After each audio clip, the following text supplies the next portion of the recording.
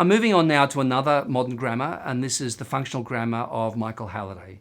And in fact, the grammar that we use for multiliteracies is a variant of that. It's something which extends the Hallidayan approach to the meaning of language. And what Halliday was very interested in is not the kind of formalities that happen both in Chomskyan grammar and traditional grammar, but he was interested in the ways in which one's functional purposes in communicating shape the form of communication. Okay, so and he had three what he called metafunctions, three principal functions of language, all of which happen all the time together in language.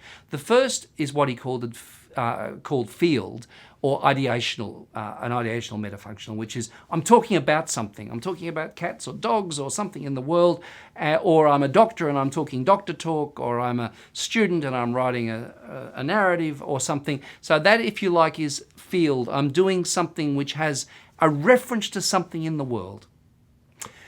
The second thing in the Hallidayan system is that I'm always doing it with a tenor. The second word is tenor.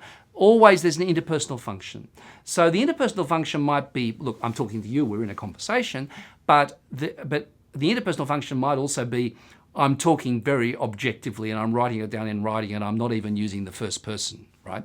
So in a sense, that's also interpersonal because it's a way of framing my relationship to a reader around the way in which I build interpersonal relationships. So tenor is the second thing that's happening in language. And the third thing is the thing that he calls mode, which is a textual function, which is texts have a kind of coherence, they have a kind of a structure, they have a kind of a form. And every single act of meaning, be it speaking or writing, always simultaneously we have field going on, we have tenor going on, we have mode going on. So what then, from these functions then, Halliday builds an extensive and elaborate grammar describing the way in which language works.